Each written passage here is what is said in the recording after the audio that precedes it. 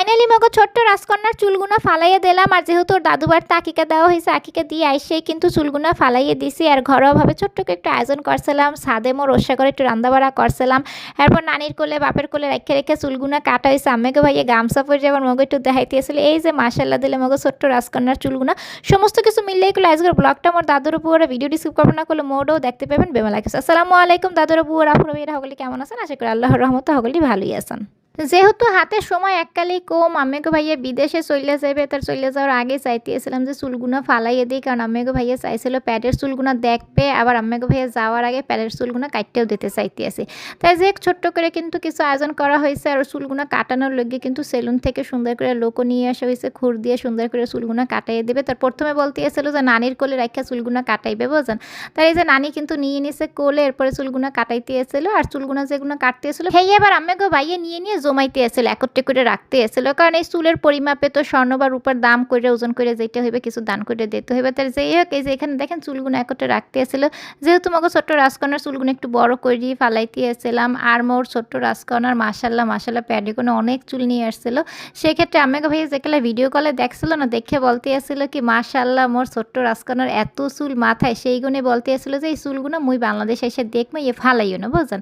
ওই লেগে কিন্তু চুলগুলো রাখা এতদিন। আর যেহেতু আর এই কুলদের সামনে আসতেছে ঈদের ভিতরে নিজের ফেসটা একটু সবাই চায় যে সুন্দর রাখতে, উজ্জ্বল রাখতে। সেক্ষেত্রে কিন্তু আমি ভিটামিন সি এর একো ক্লিনজার ইউজ করে থাকি, দেখতেই পাইতেছেন। প্রায় সময় কিন্তু আমি এটা ইউজ করি, আমাগুলোকে শেয়ারও করি। আর এই ফেস ওয়াশটা ইউজে কিন্তু ত্বকের মলিনতা দূর করে, ক্লান্তি ভাব দূর করে। এছাড়াও ফেসটাকে কিন্তু অনেক বেশি ব্রাইট আর উজ্জ্বল করে ফেলা। ওই লেগে কিন্তু আমি সবসময় এই ফেস ওয়াশটা ইউজ করি। এরপরে দেখতে পাইতেছেন একটু সিরাম, এটা কিন্তু ব্রাইটেনিং সিরাম। আর এই সিরামটা ইউজ করলে কিন্তু ত্বকের যে কোনো ছোপ ছোপ দাগ, কালো দাগ, সমস্ত দাগ দূর করে। এছাড়াও ফেসটাকে কিন্তু অনেক স্মুথ আর ক্লিন করে। এরপরে দেখতে পাইতেছেন একটু ময়শ্চারাইজিং ক্রিম। এই ক্রিমটা ইউজে কিন্তু ফেসটা অনেক কোমল হয়, নরম হয়, এছাড়াও ব্রাইটেনিং তো হয়। আর এই কম্বোটা কিন্তু ছেলে মেয়ে উভয় ব্যবহার করতে পারবে, কোনো ধরনের সাইড ইফেক্ট নাই। উইদাউট সাইড ইফেক্টে সামনে আসতেছে ঈদ, যদি কেউ চায় যে ফেসটাকে, নিজের স্কিনটাকে অনেক সুন্দর করতে, উজ্জ্বল করতে, সেক্ষেত্রে ব্যবহার করতে পারেন। এরপর দেখতে পাইতেছেন ভিটামিন সি এর একো আই ক্রিম। এটা কিন্তু চোখের নিচের কালো দাগ, ডার্ক সার্কেল সমস্ত কিছু দূর করে ফেলা হয়েছে। মুই যে রাতের কালা ঘুমাইতে পারি না, চোখের নিচে কিন্তু এককালে কালি পড়ে যায়।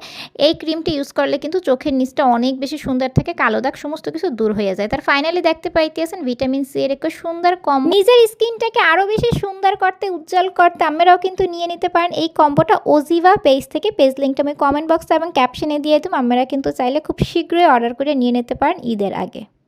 আবার চলে আসলাম এনে চুল কাটা হইতে আছে। এগুলো লেটুস পাতাগুলো দেখেন কি সুন্দর করে রয়েছে। এখানে মোর নানু, মোর আব্বাই, মোর আমতু বোন সবাই বসে রয়েছে।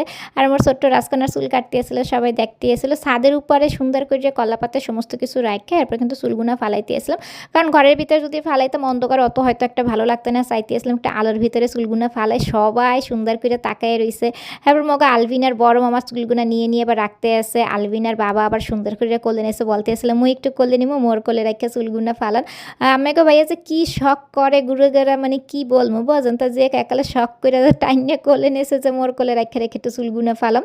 সেক্ষেত্রে আমাকে ভাইয়ের কোলে রাখছে, রেখে চুলগুনা ফালাইতে আসছিল। আলভিনার বড় বোন, এরপর আলভিনার বড় মামা সবাই চুলগুনা নিয়ে জমায় রাখতেছিল একত্রে, যে আলাদা করে চুলগুনা এক সাইডে করবে। এরপরে দেখেন ছোট্ট ঘুরে তো চুলগুনা ফালাই না, তো অনেক রিক্স। ওই লেগে কিন্তু দাদুটা অনেক সুন্দর করে উকুলতে ঘুরাইয়ে আস্তে ধীরে কাটতে আসছিল।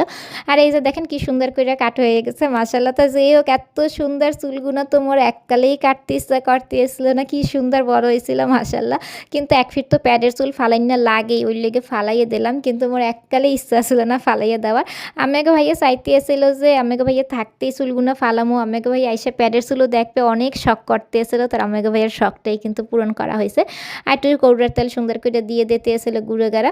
তার চুল থাকলে কিন্তু গুঁড়ো গাড়াকেও মাসালা দিলে অনেক বেশি সুন্দর লাগে। আর মগো ছোট্ট রাজকন্যার যেহেতু প্যাডে কোনো অনেক চুল নিয়ে আসছিল, ওরা দেখতে আরও বেশি ভালো লাগতেছিল। মোর ছোট মাইয়ে তো এখন টাকলুবা লইয়ে গেছে, একুল দেওয়ার বড় মামা কোলে নিয়ে বসছে। ওরে কারাকারি করে নেয়, কে নেবে, কেডা নেবে, কোলে নেবে, কতক্ষণে নেবে বোঝেন। তার যে এক ছাদের উপরে সুন্দর করে ওর যে চুলগুলো ফালাই দিয়েছে না, এখন লাগতেছিল কি যে ওর হয়তো কিছু আরাম লাগতেছিল, অনেকদিন পরে মাথার চুলগুলো ফালান একটু ঠান্ডা ঠান্ডা লাগতেছিল। তার যেহেতু গরমের দিনও চলে আসছে, ফালাইয়ে আর ফালানের ইচ্ছে নেই বোঝেন। চুলগুলো একটু বড় করবো, পরবর্তীতে ফালাইলে হইয়ে পরের হিসাব, কিন্তু আপাতত তার ফালাইতে আসে না, চুলগুলো একটু বড়ই রাখতে চাইতে আসি। আর এই ভিডিওটা কিন্তু রোজার আগের করা ভিডিও আমার আবার ভাববে না রোজার ভিতরে করতেছি, এতটা ব্যস্ততার ভিতরে সময় কাটাইতেছি যে ভিডিও কখন আপলোড দিমে এই তো সময় পেনে উল্লেখ একটু দেরি হয়ে গেছে। তা দাদুর বউরা কিছু মনে করবেন না। এই যে মাসাল্লাহ দিলে আমাকে ছোট্ট রাজকন্যার এই চুলগুনা হয়েছে বুঝেন, তার ইয়ার পরিমাপ করিয়ে স্বর্ণ বা রূপার যে ওজন হয়ে যেটা হয় সেটা কিন্তু আমরা দান করে দিব। আর এই কোয়েল দিয়ে কিন্তু এখানে ও চুল কাটার সময় যাইয়ে যাইয়ে রাখা হয়েছিল, একটু সমস্ত কিছু দিয়ে দেওয়া হইতেছে, ইয়ে তো রাখা যাইবে না। তার যেই হোক মগো ছোট্ট রাজকন্যার আকিকাটা সুন্দর করে ওর দাদু বাড়িতে সম্পন্ন করিয়ে এরপর ঢাকায় আইসে কিন্তু চুলগুনা ফালাইয়ে দিতে এসেছিলাম।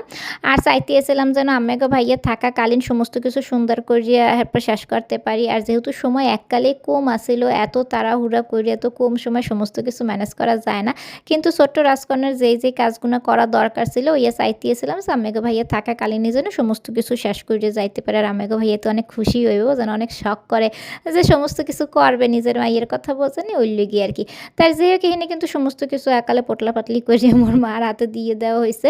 আর যে আসলে সামনে সমস্ত কিছু একালে খালি করে রাখা হয়েছে।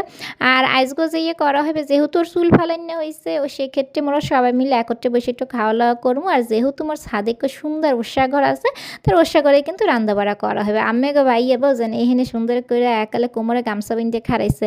হ্যাঁ আবার সবাই বলতে আসছে যে কোমরে না বাঁধে মাথায় সুন্দর করে বাঁধে নেন। তার মুই এবার বলতে আসলাম কি যে কোমরে বাঁধছেন যেহেতু রান্নাবাড়া করেন, বাবুর সিগড়ি করে রাঁধতে বিনতে মুখো খাওয়ান বোঝেন, এই বলতে আসলাম। আর আশাশি করতে আসলাম। তার আইসগোর রান্নাবান্না কিন্তু করতে এসেছিল মোর ছোটো মামা আর ছোটো মামি। ছোটো মামা মূলত রান্না করবে আর ছোটো মামি হেল্প করবে আর কি। তার মোর ছোটো মামা কিন্তু অনেক ভালো রান্নাবান্না করতে পারে, যেহেতু এই রান্নাবান্নার কোর্স শেখছে, সেক্ষেত্রে কিন্তু চাইনিজ আইটেম হইতে শুরু করে এরপর ফাস্টফুড আইটেম, বিয়ে বাড়ির আইটেম সমস্ত রান্নাবাড়াইগুলো মোর ছোটো মামা অনেক ভালো পারে। সেক্ষেত্রে দেখা গেছে মগো ঘরোয়া যে কোনো প্রোগ্রাম হইলে বেশিরভাগ সময় চেষ্টা করেছে মোর ছোটো মামারে দিয়ে রান্নাবাড়া করাইতে। আর এখানে কিন্তু এই যে দেখতে পাইতেছেন মোর ছোটো মামা এখন সমস্ত মশলাপাতি দিয়ে দিতে এসেছিল। এরপর বাদাম বাটা, কাজু বাদাম বাটা, পোস্তদানা যে লাগে আর কি রোস্ট করতে দিতে এসেছিল। তার এই যে মগো ছাদের ওষা করে রান্নাবাড়া করি আজকে খাওয়া দাওয়া করবে, এইগুলো মগো আয়োজন।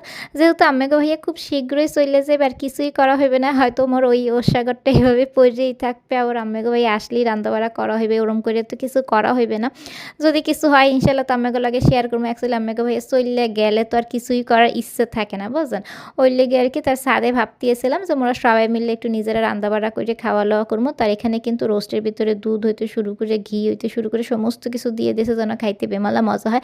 একটা বিয়ে বাড়ির ঘেরান আসে বুঝলেন, মোর ধারে না বিয়ে বাড়ির খাওয়ান খেতে বেমালা ভালো লাগে, কিন্তু যখনই বিয়ে বাড়িতে যে একটু সাহায্য করতে যাই না সেকালে দেখা যায় কি আর কিছু খাইতে পারি না। কিন্তু নর্মালিতে যে কালে আমি ঘরে থাকি না, বিয়ে বাড়ির খাওয়ানোর ঘেরান আসলে মোর ধারে মনে কি আমি খাইতে পারবো বেমালা, কিন্তু বিয়ে বাড়িতে গেলে তো আর খাইতে পারি না বুঝলেন, এরমই হয় মোর দশা। তার মন না হান কেউ আসেন কিনা কোনো বুয়ারা যে বিয়ে বাড়িতে গেলে খাইতে পারে না, কিন্তু ঘরে বইয়ে মনে হয় যে বিয়ে বাড়ির খাওয়ান খেয়ে অবশ্যই কমেন্ট করে জানাবেন মন না হান এরমে। তারপরে কিন্তু এখানে দুধ দিয়ে দিতেছিল, আর আগেও এক ফের দিয়েছিল, তো এখানে আবার সুন্দর করে ঘন করার লিগে দিয়ে দিয়েছে।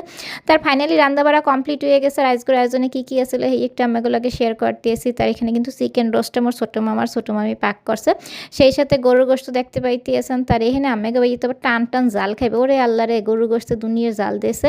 এখানে কিন্তু পোলাও পাক করা হয়েছে, সেই সাথে ডালও রান্না করা হয়েছে, কারণ সাদা ভাতও ছিল। আর আম্মেগো ভাইয়া তো ওই মিষ্টি রোস্ট খাইবে না, ওই লেগে কিন্তু আম্মেগো ভাইয়ের লিগে আলাদা করে এবার ঝাল ঝাল রোস্ট করা হয়েছে।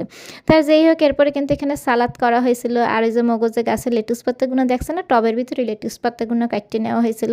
আর এই নিয়ে আবার আইসক্রিম আসলো, ওকে আইসক্রিমটা কে জানে গুতাইয়ে আগে কোনো একটু খাইয়ে ফেলেছে বাজান। তার ছাদে আনতে আনতে কি মনে হয় আইসক্রিমটা খাইয়ে ফেলেছে বাজান। তার যেই হোক কোনো কথা না, এখানে সুন্দর করে সবাইকে সার্ভ করা হইতে এসেছিলো। কিন্তু যখন পরিবারের সবাই একত্রে বসে খাওয়া দাওয়া করে তখন একটু এরমই হয়, দেখা গেছে একটু আগে পরে খাওয়ান লওয়া নইয়া যায়, বসে থাকে সবাই সার্ভ করে খাওয়া লওয়া একটু এরম হইবি, কারণ একলা খালি সুন্দর করে একি করে নেওয়া হয়, কিন্তু যেহেতু সবাইকে সার্ভ করতে হয় সেক্ষেত্রে তো একটু সময়ের ব্যাপার আসি। তাই যে যেখানে কিন্তু সার্ভ করা হইতে আছে একে বসে যে যার মতো করে সুন্দর করে খাইতে এসেছিল। আম্মেগো ভাইয়া বসে পড়ছে, আম্মেগো ভাইয়ের ঝাল রোস্ট দেওয়া হয়েছে বোঝেন। তো যে এরম করে গেলো মগো ছোট্ট রাজকন্যার চুলগুনা ফালাইয়া হয়েছে, আর চুল ফালানোর ছোট্ট একটু প্রোগ্রাম করা হয়েছে, নিজেরা আর কি একটু খাওয়া দাওয়া করলাম।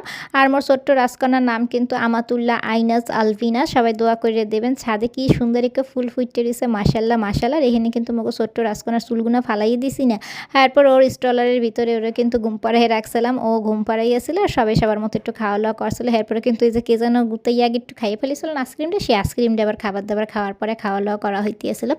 তার সবাই মিলে সুন্দর একটা দিন পার করলাম। এরকম করে আমাকে ধরে কেমন লাগছে মগো আজকের ভিডিওটা অবশ্যই কমেন্ট করে জানাতে গেলে মগো ভুলবেন না, মগো ধরে তো অনেক ভালো লাগছে। তার সমস্ত কিছু শেষ করে আমার ছোটো মামা এরপরে বড় মামা সবাই কিন্তু আলবিনারে টাকা দিয়ে গেছিলো, কিন্তু ওর আশীর্বাদ দেওয়া ছিল। তাই সমস্ত কিছু ভিডিও করা হয়নি। তাই আজকের মতো এখানেই বিদায় নিতেছি। সবাই ভালো থাকবেন, সুস্থ থাকবেন, মঙ্গল লেগে দোয়া করবেন। আল্লাহ হাফেজ, আসসালামু আলাইকুম।